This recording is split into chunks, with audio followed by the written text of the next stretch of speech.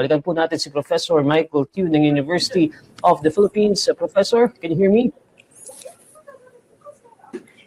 Magandang hapon, Neil, at sa lahat ng mga nakasubaybay. Maraming salamat po sa inyong oras, Professor. Sir, una sa lahat, no, siguro importanteng maintindihan ng ating mga nanonood ngayong hapon is ang mangyayari ngayon dyan sa Netherlands ay isa lamang pre-trial. Ano pong ibig sabihin nito? So itong confirmation of charges stage na ito ang magiging parang make or break stage, no? Kasi kung hindi makumpirma ang charges ay hindi magkakaroon ng paglilitis.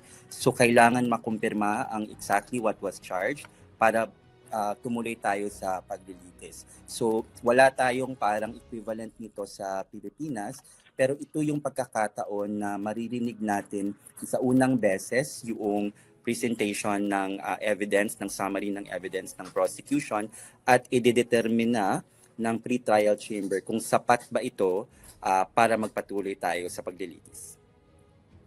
Professor, ang malinaw dito ay, at gusto nating ipaintindi sa ating mga nanonood, no, itong pre-trial hearing, Professor, if tama yung aking pagkakaintindi, will not prove his innocence or guilt. Tama ba yun, Professor?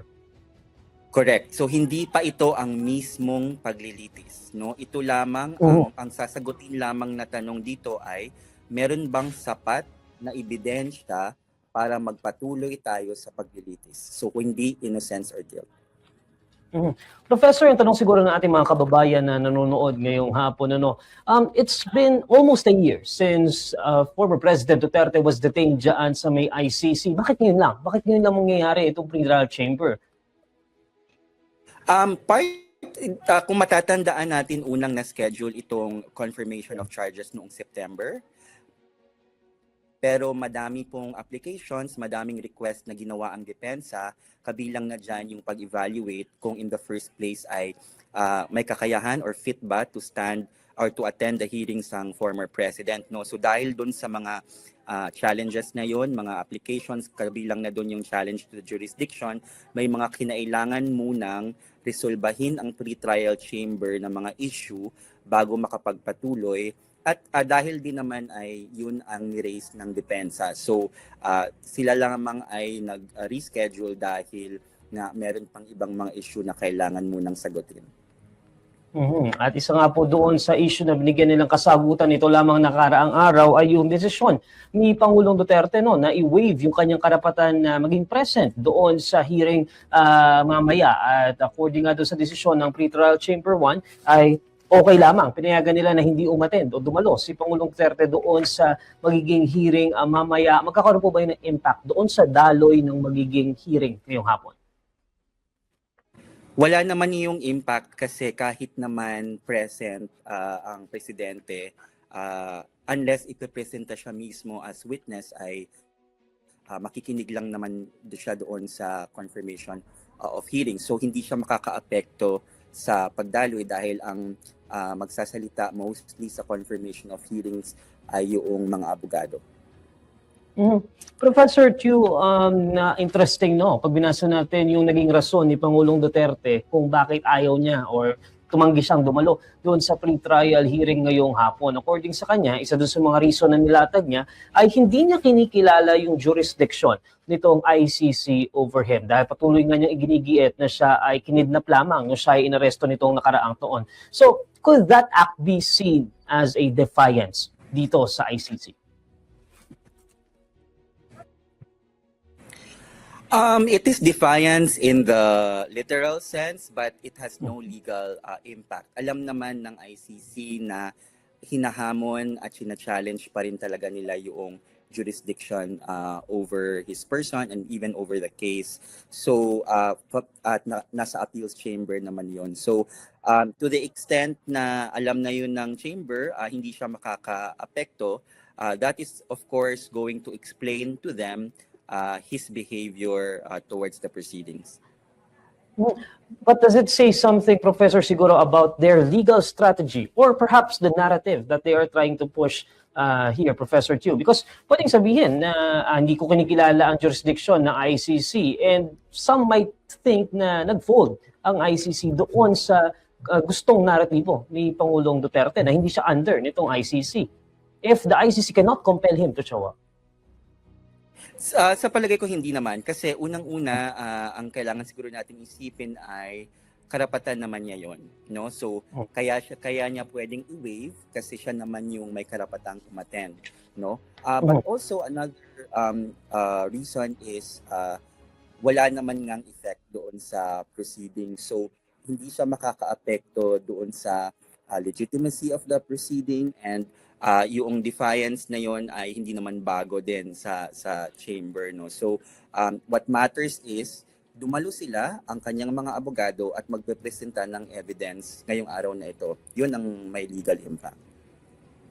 Pag-usapan ulit natin, Professor, yung legalities siguro nitong pre-trial hearing na mangyayari ngayong hapon. And for the information of those watching, ano yung kailangan siguro maipakita mamaya ng prosecution at ano yung kailangan naman ipakita ng defense?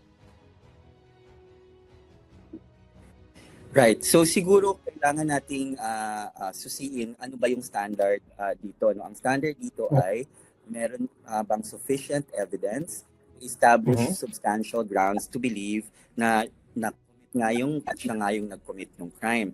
So kailangan ipakita ng prosecution, and it can just be a summary of the evidence, na meron silang konkreto at tangible na pruweba na magpapakita ng clear line of reasoning from, and also to establish the link, no? Clear line of reasoning na naganap nga ang krimen at ito yung mga nangyari at na siya yung isa sa mga indirect co-perpetrators dito sa krimen na ito.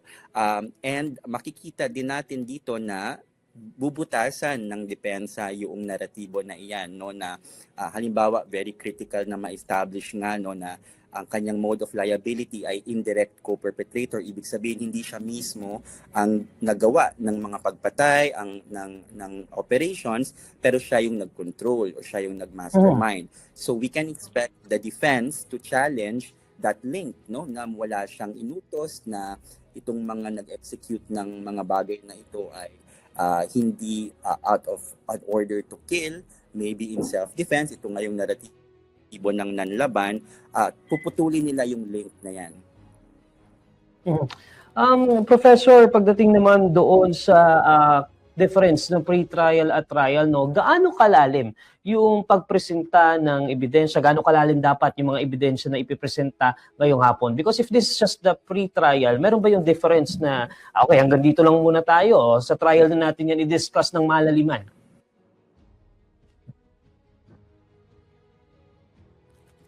That is correct. Dito sa pre-trial, yun nga yung summary lang, no. Hindi lahat, hindi nga actually required na tawagin yung mga testigo sa stage na ito. So yung pagbubusisi ng mga ebidensya at paglalatag ng lahat ng yan ay sa paglilitis na. So dito, parang kung siguro ang iisipin natin ay parang either summary or sampling ng ebidensya, na ito yung parang magiging makikita nyo ng kabuuan sa paglilitis. So, ang difference ay dito, kailangan sufficient evidence to establish substantial grounds. Sa paglilitis naman, ang kailangan ay guilt beyond reasonable doubt. Right? So, yun parang may certainty ka na, moral certainty ka na siya talaga ang nag-commit. Dito parang meron lang konkretong pruweba na siya nga ito, pero meron pang mas maraming papatunayan. Professor, that's the good thing that you pointed that out, no. Hindi, at sinabi din kasi yan ng ating ICC spokesperson, no, na hindi tatawagin ang mga witness dito sa ating pre-trial. But what's unique about dito sa setup kasi ng ICC pre-trial, especially particularly in their pre-trial proceedings, ay iaalaw yung mga pamilya, no, ng mga naging biktima na makapagsalita. Anong difference nun sa mga witnesses? Meron silang common legal representative, so ang storya ng mga biktima ay maririnig din natin. Iba kasi yung storya ng prosecution in the sense na yung sa prosecution, ang kanilang burden ay establish yung mga elemento nung krimen nito. Sa biktima ay kailangan marinig ang kanilang kwento. Ano ba yung naranasan nila na pagdurusa? Ano ba yung injury na kanilang naranasan? Kasi sa dulo ito, kung magkaroon ng trial at kung may conviction, ay kailangan resolbahin ng korte kung ano ba yung mga reparations, ano yung danyos kung meron man, i-award sa mga biktima at ano pang ibang mekanismo para makaresponde doon sa injustice na naranasan nila. Pero so kailangan yung perspektibo na yun bukod pa sa kung ano yung legal na kailangan mapatunayan. Professor, one last question if you can allow me, no. Just to localize itong discussion natin ng pre-trial hearings, no.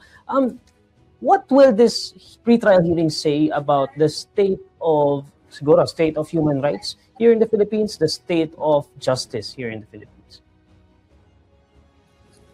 I think it complements, in terms of the state of justice, it complements what our institutions have, no? Kasi iba naman talaga yung nature ng crimes na ito. But it will reveal the state of human rights in the country.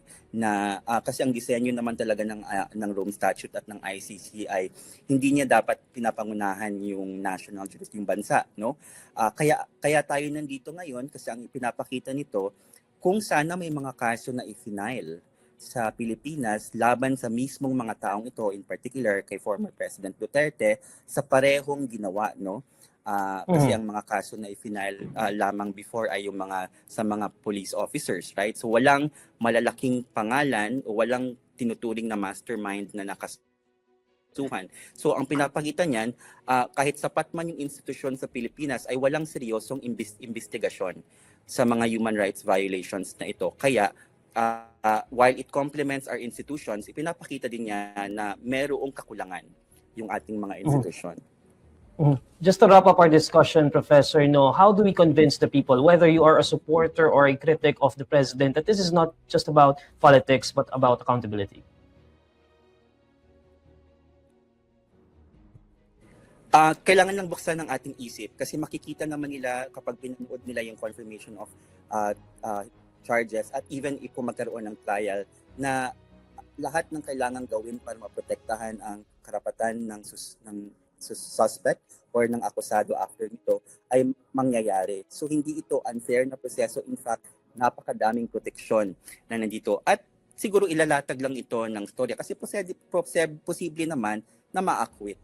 Kasi outcome din naman yun or hindi ma-confirm yung charges, which just also tells us the story na all the outcomes are also possible. Maraming salamat po sa inyong oras, Professor Teo. Talagang babantayan natin itong pre-trial hearing na mangyayari ngayong hapon. Again, that's Professor Michael Teo from the University of the Philippines.